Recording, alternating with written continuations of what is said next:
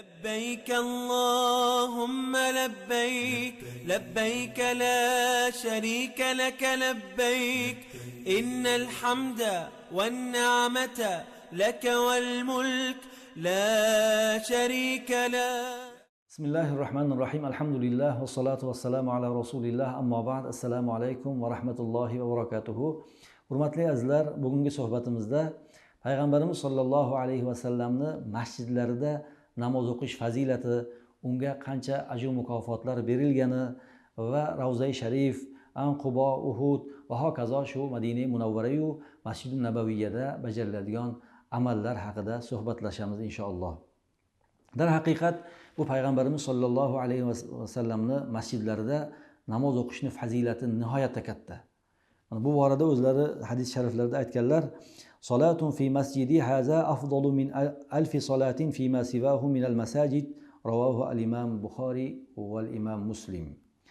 Ya'ni Rasululloh sollallohu alayhi vasallam aytibdilarki, meni masjidimda namoz o'qishlik boshqa masjidlarda namoz o'qigandan 1000 barobar, ya'ni savobi ulug'roqdir degan mazmundagi hadis sharif. Demak, bu tabarruk masjidda 2 rakat namoz o'qiydigan bo'lsak, Alloh subhanahu va taolo bizga 1000 barobar ajr mukofotini ko'paytirib berar ekan. Juda katta imkoniyatda bu. Demak, 5 vaqt namozni ziyoratchilar shu Masjidun Nabaviyyada o'qishga harakat qilmoqliklari lozim bo'ladi. Chunki Madina Munawvarada shu 3 kun yoki 4 kun atrofida yuriladi xolos. Keyin Makka Mukarramaga borib asosiy ibodatlar u joyda davom ettiriladi. Bu 3 kun 4 kunlik muddat bo'lgandan keyin bu joyni nihoyatda qattiq bir g'animat bilish kerak. Muddat oz. Demak, 5 vaqt namozni hammasini Payg'ambarimiz sollallohu alayhi vasallamning masjidlarida o'qilishi kerak. Chunki hojilarni u ibodatdan boshqa ishlari bo'lmaydi. Ular bir vazifalar, ularning zimmalariga yuklangan bo'lmaydi.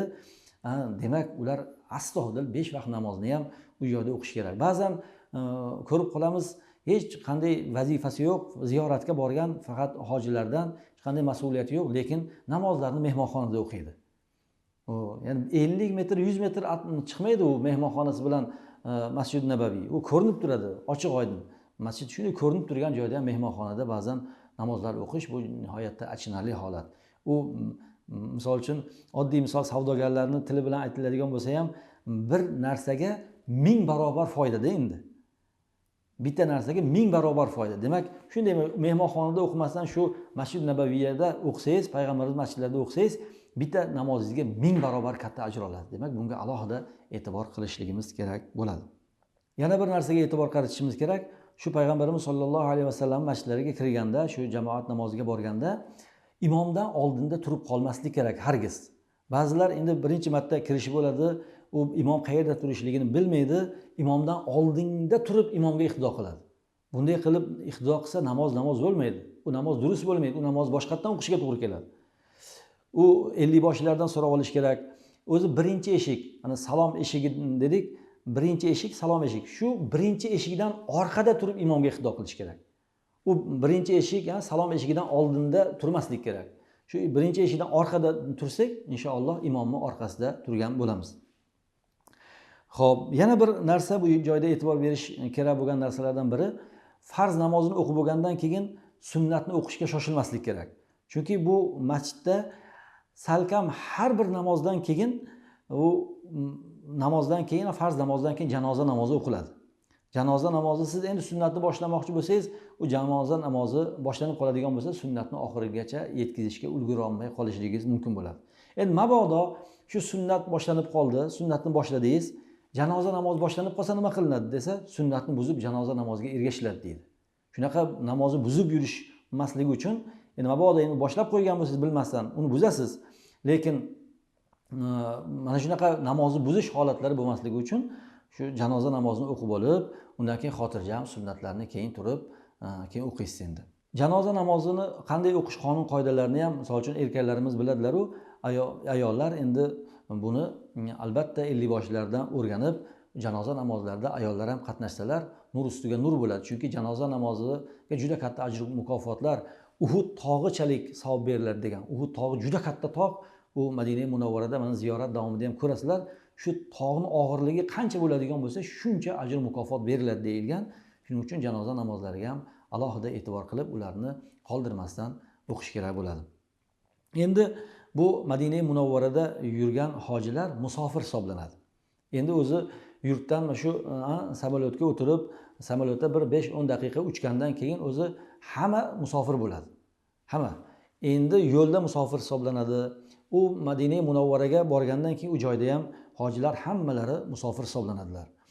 Chunki ular 3-4 kunning ichida qaytib ketadilar endi Makka Mukarramaga. Shunaqa shu 3 kun atrofida Makka Mukarramaga ketadiganlar hammalari demak musofir hisoblanadilar. Endi mana shu bu masalani aytishimizni boisi, masalan, ba'zan uxlab qolib jamoatga chiqa olmadi. Bunday odamlar endi Madina Munavvaradagi bunday hojilar hammalari musofir namozlarni musofircha o'qishlari kerak. Ya'ni sunnat namozlarini farzlardan oldingi yoki keyingi sunnat namozlarni to'liq o'qiveradilar musofir bo'lsalar ham. Endi farzlarni 4 rakatli farzlarni 2 rakat qilib o'qiydilar endi. Yana shu o'rinda bir masala, hurmatli azizlar, bu imomga ihdo qilish qonun qoidalarini ham 50 boshlardan yaxshi so'rab olish kerak. U masalan ayollarimiz imomlarga ihdo qilish qoidalarini bilmasliklari mumkin, yoki ba'zi birlar namozni yangi boshlagan bo'lishi mumkin. Ular albatta ihdo qilish qonun qoida. Qisqacha bir aytamiz. Imomga ihdo qiladigan odam, misol uchun mana peshin namozida imomga ihdo qilmoqchi bo'lsa, shu ushbu imomga ihdo qilgan holatda peshin namozini 4 rakat farzini o'qishni niyat qildim. Yuzimni qiblaga qaratgan holatda xolisalillohu taolo Allohu akbar deb imom Allohu akbar degandan keyin bu ham Allohu akbar deydi. Keyin subhanakallohumani o'qiydi. Subhanakallohumma va bihamdika va tabarakasmuka va ta'ala jadduka va la ilaha g'oyruk deb o'qiydi. Shu bilan jim turadi endi. Chunki bu imomga ihdo qilgan. Endi imom o'zi auzu aytadi, bismillah aytadi, sura Fotiha, alhamduni o'qiydi, zam sura o'qiydi. U jim turaveradi. Keyin imom qachon Allohu akbar deb rukuga borsa, bu ham Allohu akbar deb ichida rukuga boradi. Rukuga borib subhana robbiyal azimni 3 marta aytadi. Keyin imom samiallohu liman hamida desa, u robbana lakal hamd deydi. Keyin imom Allohu akbar deb sajdaga borsa, bu ham sajdaga boradi Allohu akbar deb. Imom qachon shu Allohu akbar desa, bu ham Allohu akbar deb birga ichida aytadi imomga ihdo qilgan odam. Sajdaga borganda ham subhana robbiyal a'la deb 3 marta aytadi. Bu odam o'zi ham aytadi, imom ham aytadi bu narsani. Keyin mana shu bilan bir rakat o'qidi. Keyin ikkinchi rakatga turadi. Ikkinchi rakatga imom Allohu akbar deb turgandan keyin bu ham Allohu akbar deb turadi. Bu turgandan keyin indamay turadi. Imom yana alhamdu o'qiydi, zam sura o'qiydi, keyin yana ruku qiladi, sajda qiladi, imom bilan birga qiladi. Birinchi rakatda qanday qilgan bo'lsa, keyin o'tiradi endi. O'tirib at-tahiyot o'qiydi. U imom o'qiydi, bu ham o'zi o'qiydi, at-tahiyotini o'qiydi. At-tahiyot o'qigandan keyin, demak, imom Allohu akbar deb turadi. 3-rakatga turish kerak, 4 rakatli peshinni o'rgatyapmiz. Endi 3-rakatga turgandan keyin yana jim turadi bu imom, u o'zi alhamduni o'qiydi, keyin ruku, sajda, yana 4-rakatga turiladi. Undan keyin yana imom sura Fotihani o'qiydi, alhamduni o'qiydi. Bu orqada ihdo qilgan odam jim turadi. Shunday keyin yana ruku, sajda, at-tahiyotga qadagi oxirgi qadaga o'tiriladi. Shunda yana at-tahiyot o'qiladi, undan keyin salavotlar, undan keyin duolar o'qib imom salom beradi, yana biz ham imom bilan birgalikda ya'ni salom beramiz. Mana shu bilan demak namoz tugaydi. Demak, imomga ihdo qilish qonun qoidalari shu. Yana ba'zi masalalar bo'lishi mumkin, bularni 50 boshlardan so'rab chiroyli qilib mukammal qilib o'rganib olinadi. Madina Munavvarada yana bir bajariladigan amallardan biri ravzaga kirish. Bu ravzaga kirish navbat bilan bo'ladi. Buni borganlar hammalari xabarlari bor. Ya'ni navbat Madina Munavvaraga kim borgan bo'lsa, haj vazirligidan shularni ro'yxatlari, ya'ni falon bular falon payt kirsin, falon payt kirsin deb o'zi kiriladi. Buni 50 boshlar o'zi xabar qiladi hojilarga. Falon vaqt, masalan, bizning guruh yoki falonchi viloyatdan kelganlar shu ravzaga kiramiz deydi. Shu paytlarda, ya'ni nechiga aytilgan bo'lsa, kech qolmasdan albatta shu paytlardan 5-10 daqiqa oldinroq borish kerak. Mana shu o'rinda bir narsa, qachon 50 boshlar falon paytga, falon joyga tushinglar yoki falon joyga avtobusga o'tirib ketamiz falon joyga degan shunaqa xabarlar bo'ladi u safar davomida. Shu joylarda albatta shu 5-10 daqiqa oldinroq borish kerak. 10ga tushinglar deyilgan bo'lsa, soat 10ga tushinglar degan bo'lsa, 5-10 daqiqa oldinroq tushish kerak. Chunki ba'zan shunaqa holatlar bo'ladi. Bir avtobus odam turadi. Shu masalan bitta avtobusga 50 ta odam ketadigan bo'lsa, 45 tasi chiqqan bo'ladi, bir 2-3 kishi qolib ketgan bo'ladi. Shu 3-4 kishini kutib qancha odamlar sarson bo'ladi-da endi. Bu zulm bo'ladi odamlarga.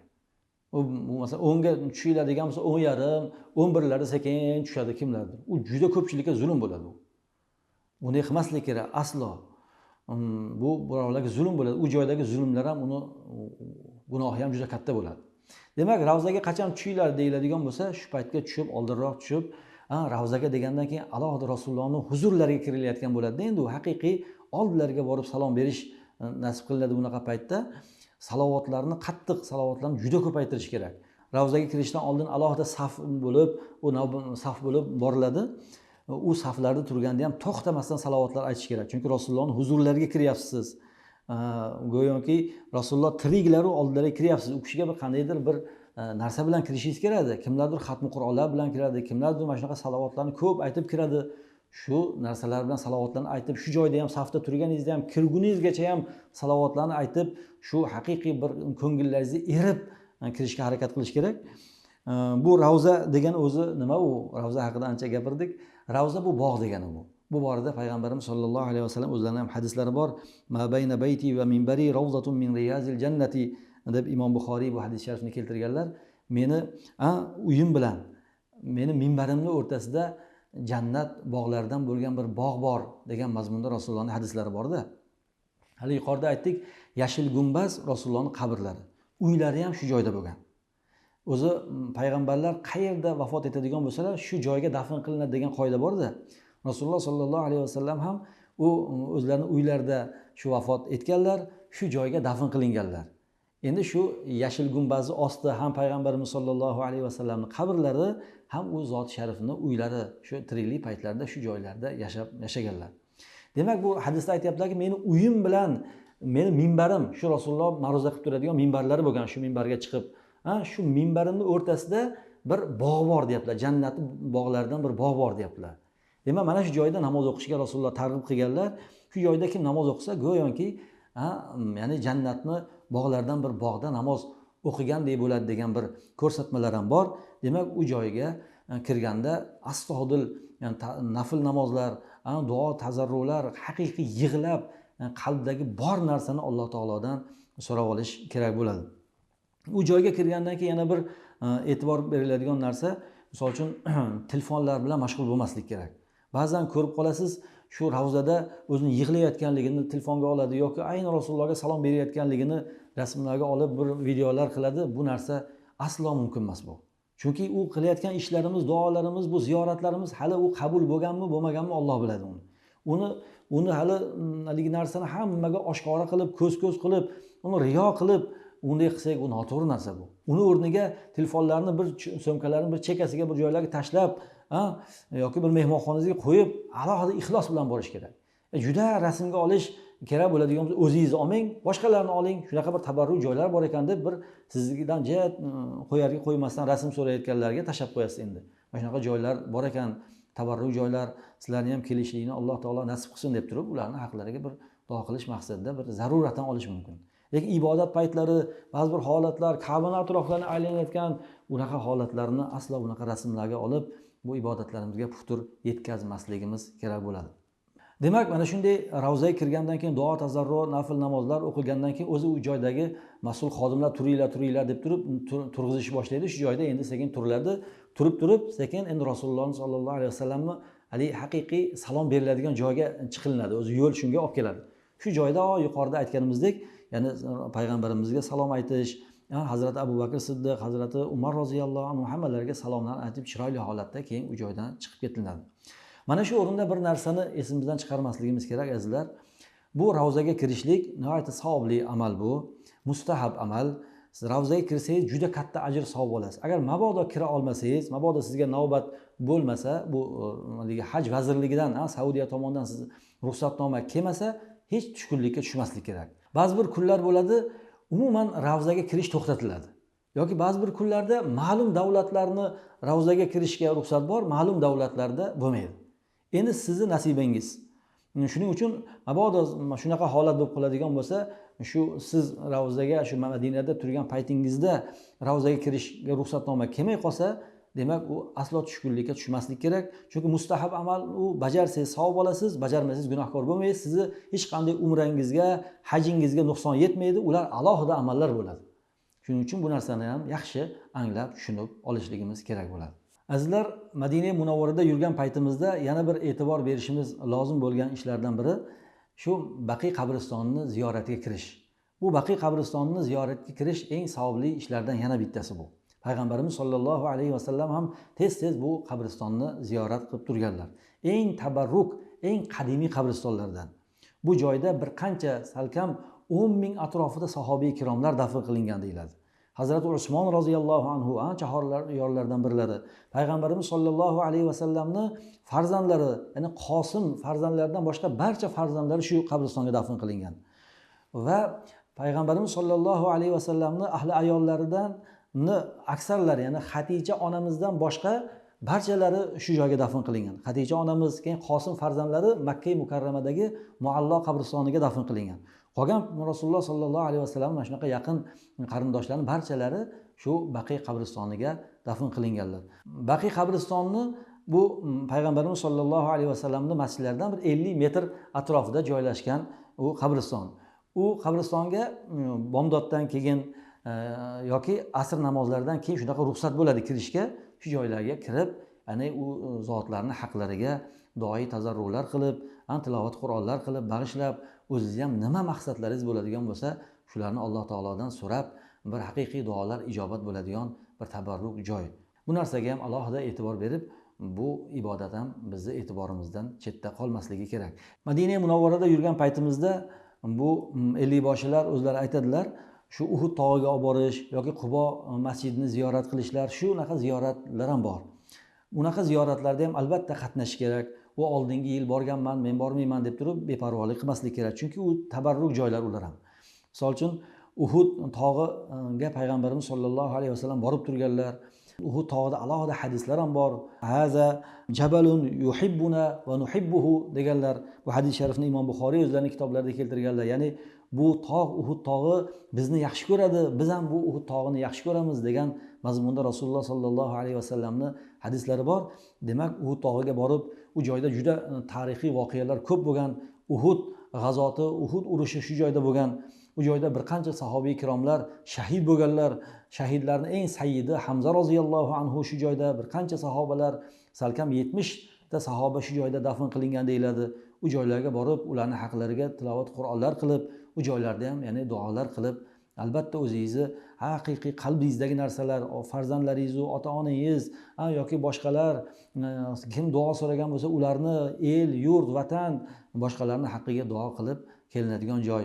Ziyoratlar asnosida Qubo masjidining ziyoratiga ham boriladi. U Qubo masjidining ziyoratiga Payg'ambarimiz sollallohu alayhi vasallam ham borib turganlar. Bu Qubo masjidi o'zi nihoyatda ulug' masjidlardan.